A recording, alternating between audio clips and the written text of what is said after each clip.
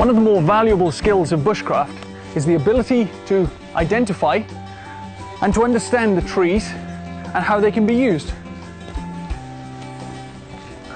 This is one of my favorite trees.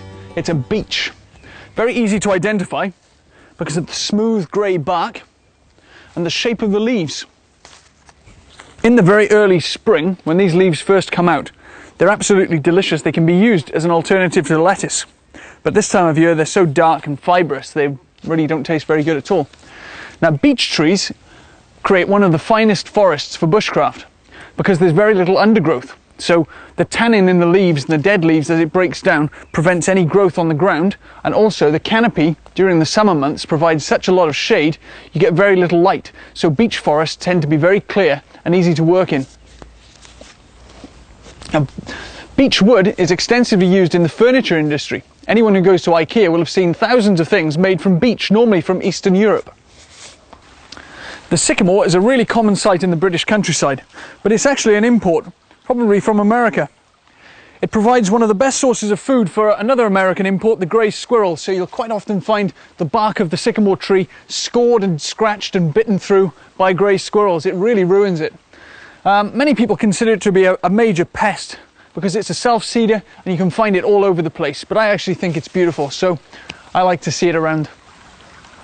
The wood of sycamore has been used for a long time to make utilitarian items like bowls and spoons.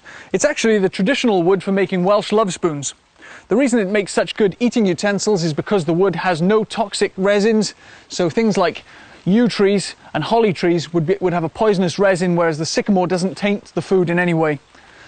This is a really useful tree called an elder. Some people call it a Judas tree because of the story in the Bible that said that Judas hung himself from it. But anyone who knows this tree would be able to say that if you tried to hang yourself from it, the chances are it would probably break because it's not the strongest of trees. Oak would be a much better choice.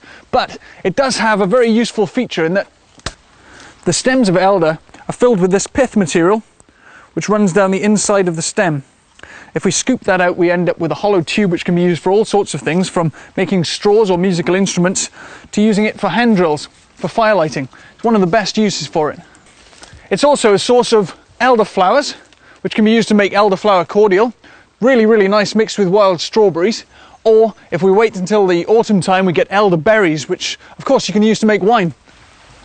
This is one of the favourite native trees of the British countryside, the ash.